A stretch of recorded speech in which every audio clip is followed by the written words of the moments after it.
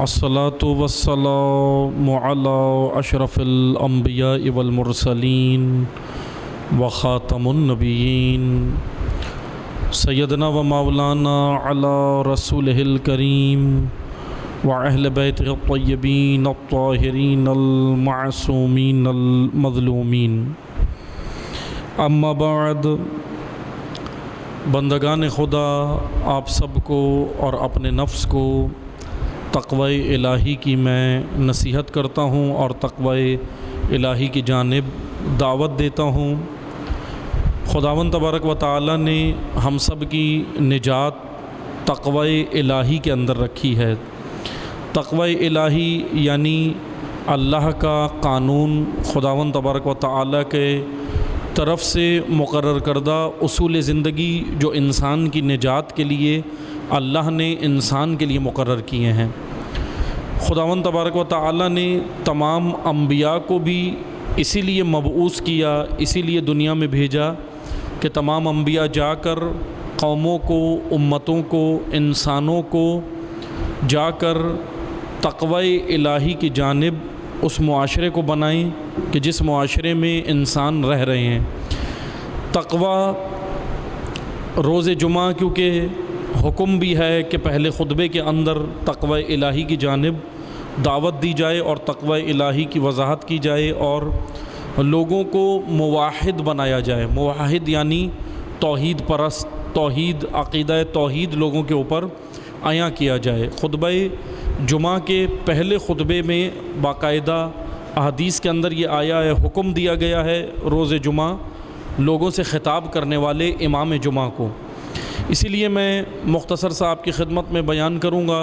روز جمعہ ہے، یقیناً یہ دن وہ ہے کہ حضور نبی کریم صلی اللہ علیہ وآلہ وسلم، اللہم صلی علی محمد وآل محمد، پیغمبر اکرم کا فرمان ہے کہ روز جمعہ میری امت کے غریب مسلمین کے حج کا دن ہے۔ یعنی کیونکہ حج کے اوپر جانا صاحب استطاعت کے لیے ہے کہ صاحب استطاعت ہوں تو آپ حج پر جا سکتے ہیں، لیکن خدا نے ایک آسانی یہ پیدا کی کہ پیغمبر اکرم نے کہا کہ روز جمعہ میری امت کے غریب مسلمین کے لیے، غریب مومنین کے لیے حج کا دن ہے۔ یعنی حج سے اس دن کو تشبیہ دی گئی ہے۔ حج کا دن کتنی اہمیت کا حامل ہوتا ہے، اتنی اہمیت ہر ہفتے میں ایک دن ہماری جانب آتا ہے جو روز جمعہ ہے۔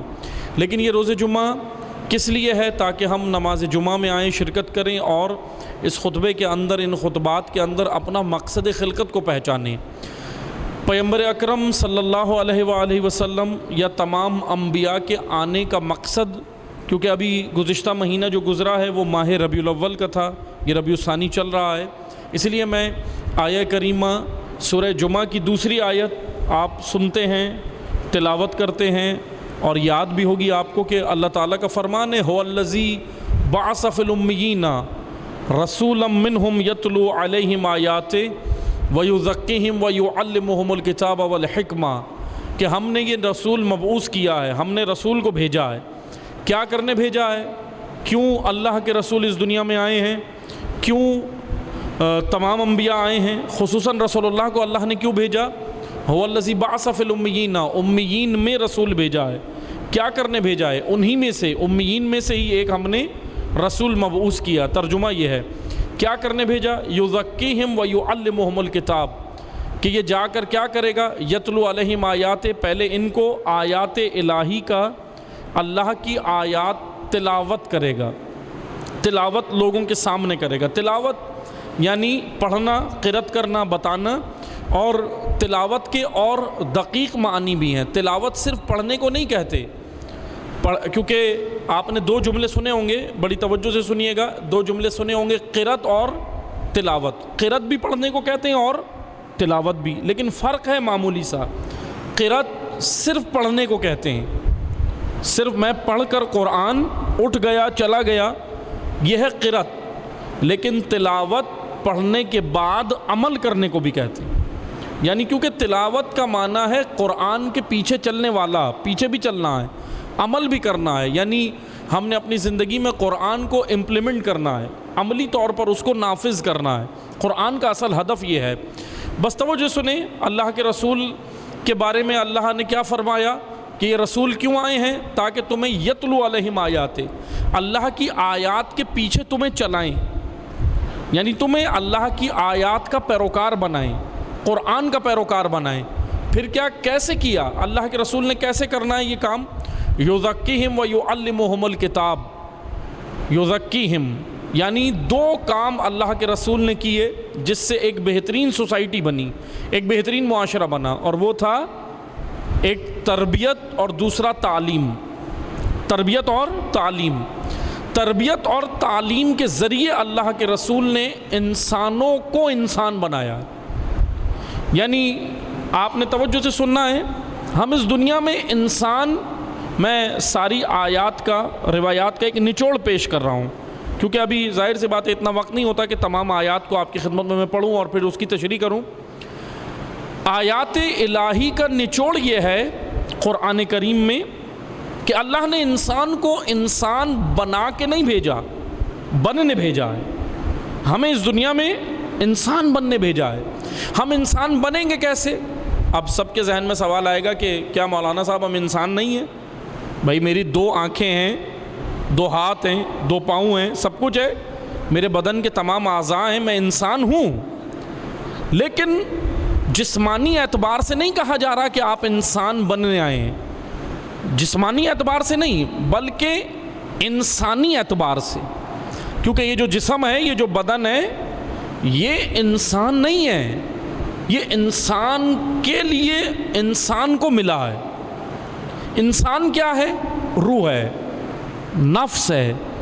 وہ روح اور نفس جو انتقال کے بعد منتقل ہوتی ہے برزخ میں۔ اگلا عالم ہے نا، عالم برزخ، روایات میں قرآن نے بیان کیا۔ بھئی ہمارے مرحومین جو دنیا سے چلے گئے، ہم نے بھی اس دنیا سے جانا ہے، سب نے جانا ہے۔ کہاں ہم جائیں گے اس عالم کے بعد، اس دنیا کے بعد کہاں جائیں گے؟ روایات کہتی ہیں کہ آپ انسان عالم برزخ میں جاتا ہے۔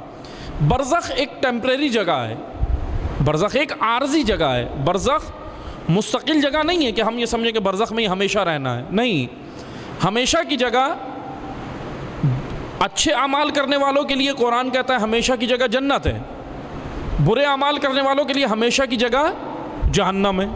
ہم فیہا خالدون، قرآن کہہ رہا ہے جہاں وہ ہمیشہ ہمیشہ رہیں گے، وہ ایک الگ مقام ہے۔ لیکن وہ کب ہے؟ اس کا فیصلہ محشر میں ہونا ہے، روز قیامت ہونا ہے نا اس کا فیصلہ، جنت اور دوزخ میں کہ کون جائے گا۔ لیکن ابھی ارواح انسانی، روح انسانی یعنی ہماری روح، میں سے مراد انسان کہاں منتقل ہوتا ہے؟ جب انتقال ہوتا ہے ملک الموت آتے ہیں، حضرت عزرائیل آ کے ہماری روح کو قبض کرتے ہیں، ہم جاتے ہیں برزخ میں، وہاں منتقل ہوتی ہے۔ برزخ ایک ٹیمپریری جگہ ہے، یعنی منتقل ہوتا ہے انسان۔ بدن کہاں جاتا ہے؟ بدن مٹی کی لحد میں جاتا ہے۔ قبرستان کے اندر ایک گڑھے کو کھودا جاتا ہے اور اس گڑھے کو کہا جاتا ہے مٹی کی لحد، جس کو ہم قبر بھی کہتے ہیں، اردو زبان میں اسے قبر بھی کہتے ہیں اور لحد بھی کہتے ہیں۔ وہاں کیا ڈالا جاتا ہے؟ بدن، انسان نہیں ڈالا جا رہا وہاں، یہ یاد رکھیں۔ قبرستان کے اندر ہم جو دفنا رہے ہیں وہ انسان نہیں دفنا رہے، بدن انسان دفنا رہے ہیں، جسم انسان دفنا رہے ہیں، انسان کا جسم دفنا رہے ہیں۔ عزیزان محترم، انسان کہاں گیا؟ انسان برزخ میں گیا، انسان کا انتقال ہوا، بدن فنا ہوا۔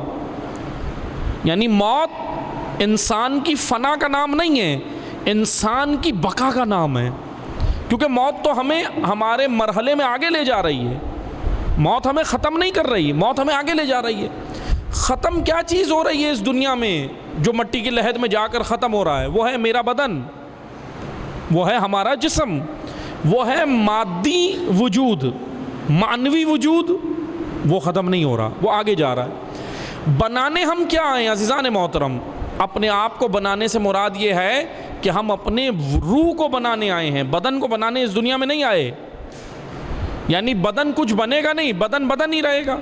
روح کیا بنے گی؟ روح بنے گی کیسے؟ وہ روح ہی تو انسان ہے۔ انسان اس دنیا میں اپنے آپ کو انسان بنانے آیا ہے۔ قرآن کہہ رہا ہے سورہ احزاب کی 72ویں آیت کہہ رہی ہے کہ یہ ذمہ داری ہم نے تمہیں دی ہے کہ جا کر بنو.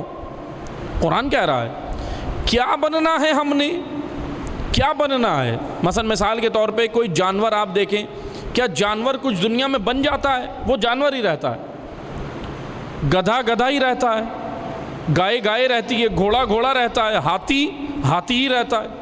جانور تو کچھ نہیں بنتا. لیکن بنتی کیا چیز ہے؟ جانور تو ویسے ہی ہے جیسے آیا دنیا سے ویسے ہی چلا گیا. انسان بننے آیا ہے. پیدا جب ہوا تھا جاہل تھا، عالم بن سکتا ہے. یہ صلاحیت اس کے اندر انسان میں ہے نا. پیدا جب ہوا تھا کچھ نہیں تھا، دنیا سے جاتے ہوئے ایک اچھا ڈاکٹر بن کے بھی گیا ہے، ایک اچھا انجینئر بھی بن سکتا ہے، ایک اچھا آرکیٹیکچر بھی بن سکتا ہے، ایک اچھا عالم بھی بن سکتا ہے. یہ سب صلاحیت انسان کے اندر ہے. وجود انسان میں یہ صلاحیت ہے. یعنی میرے اور آپ کے اندر اللہ نے یہ صلاحیت رکھی ہے. بس اگر میں مختصر جملے میں پہلے خطبے کو میں مختصر کروں تاکہ ہم دوسرے خطبے میں کچھ مختصر سے حالات حاضرہ بھی بیان کر سکیں. بس توجہ سنیں، اللہ نے اپنے تمام انبیاء کو، خصوصاً پیغمبر اکرم صلی اللہ علیہ وآلہ وسلم کو، اللہم صلی علی محمد خصوصاً رسول اعظم کو اللہ نے اس لیے بھیجا کہ وہ اس لیے آئے ہیں، اللہ کے رسول اپنی تعلیمات وہ اس لیے لائے ہیں کہ مجھے اور آپ کو انہوں نے انسان بنانا ہے. انسان بنتا کیسے ہے؟ توجہ سے سنیے گا. انسان بنتا ہے ہیومن ویلیوز سے، اقدار انسانی سے. اقدار، قدریں. کیا ہیں وہ قدریں؟ غیرت، حریت، حماسہ، شجاعت، فصاحت، بلاغت، نجابت، کرامت، علم، حلم، تقوی. یہ ہیں ہیومن ویلیوز، اقدار انسانی. یعنی یہ نماز کس لیے رکھی ہے؟ یہ نماز مجھے اور آپ کو انسان بنانے کے لیے رکھی ہے. نماز کیا کرتی ہے؟ نماز قلع کما کرتی ہے حسد کا، نماز قلع کما کرتی ہے بغض کا، نماز قلع کما کرتی ہے اناد کا، نماز قلع کما کرتی ہے تکبر کا. جو بری صفات ہیں ان کا نماز قلع کما کرتی ہے اور اچھی صفات کو وجود انسانی میں پروان چڑھاتی. یہ مقصد نماز میں آپ کو بتا رہا ہوں. اگر میں اور آپ نماز کے ذریعے سے جنت بھی پہنچ گئے تو وہ بھی مقصد نہیں ہے. جنت بھی فائدہ ہے، اجر انعام ہے. ثواب مجھے اور آپ کو اس نماز سے کتنا ملے گا؟ بہت ملے گا. روایات میں روز جمعہ کی نماز، عام پنجگانہ نماز، کتنا ثواب ہے؟ بہت ثواب ہے. لیکن عزیزان محترم، ثواب مقصد نہیں ہے. ثواب مقصد نہیں ہے، فائدہ ہے، اجر ہے، انعام ہے.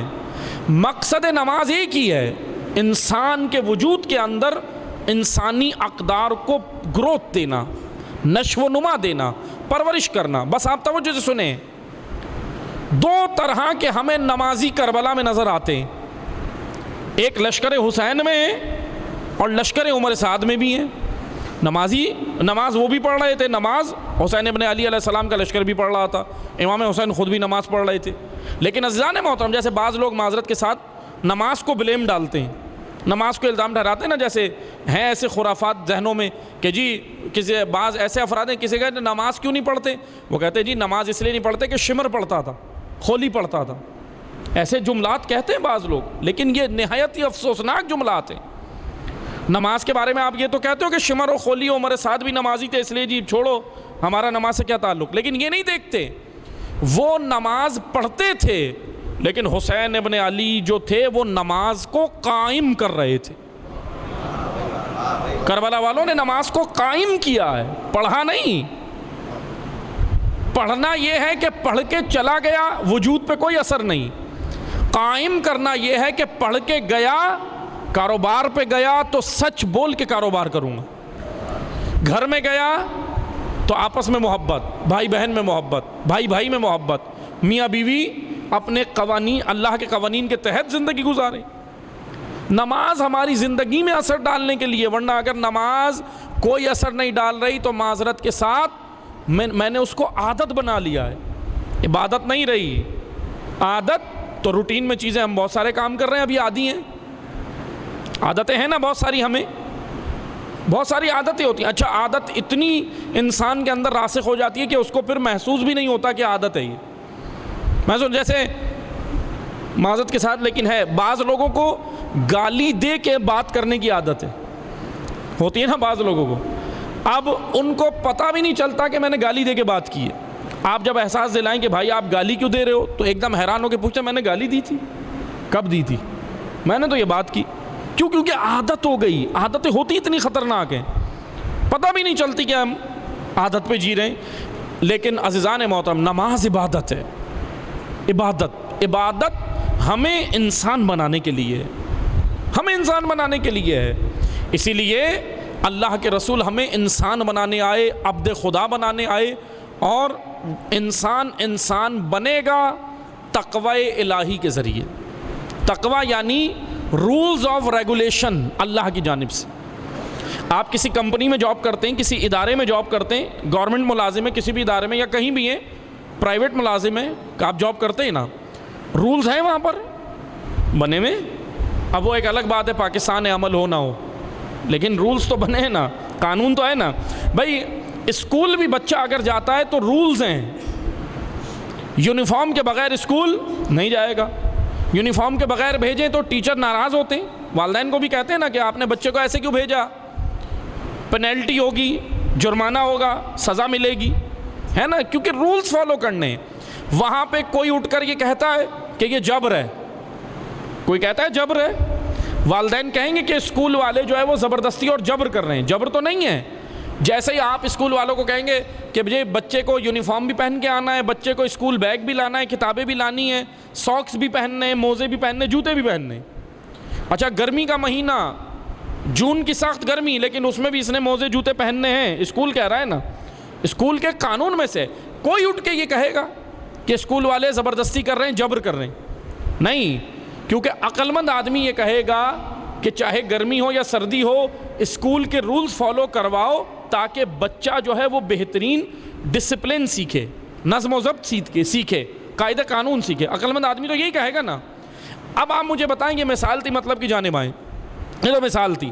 جیسے ہی احکام شرعیہ کی بات آتی ہے، نماز، روزہ، حج، زکوٰۃ، تو بعض ایسی آوازیں ہمیں آنے لگی ہیں مسلمانوں کے اندر سے کہ جی دین تو جبر نہیں کرتا، تم کیسے نماز کی باتیں کرتے رہتے ہو؟ دین تو جبر نہیں کرتا، آپ کیوں بولتے رہتے ہو روزہ رکھو، یہ کرو، وہ کرو، امر بالمعروف و نہی عن المنکر؟ وہ کہتے کوئی امر بالمعروف و نہی عن المنکر نہیں، کیونکہ دین کوئی جبر نہیں کرتا. لیکن عزیزان محترم، کیا قانون نہیں ہے خدا کا؟ نماز واجب ہے، سردی گرمی سب میں واجب ہے. روزہ سخت گرمی بھی ہے، پھر بھی ماہ رمضان کے واجب ہے نا. اب کوئی اٹھ کر خدا سے یہ کہے کہ پروردگارا تو جبر کر رہا ہے، تو وہاں سے کیا جواب آئے گا کہ یہ جبر نہیں ہے. اس روزے کے اندر، اس نماز کے اندر، اس عبادت الہی کے اندر، اے انسان تیرا رب جانتا ہے، تو نہیں جانتا. یہ نماز پڑھنے سے تیرے وجود کی بقا ہے، تیرے وجود کی بقا ہے، یعنی تو انسان بنے گا. اگر یہ اعمال انجام نہیں دو گے تو نقصان خدا کا نہیں ہے، انسان کا اپنا نقصان ہے. حلال کے پابند بنو گے تو اللہ یہ جبر نہیں کر رہا. حلال کی پابندگی انسان کے لیے بہترین ہے، بدن انسان کے لیے بھی اور روح انسان کے لیے بھی.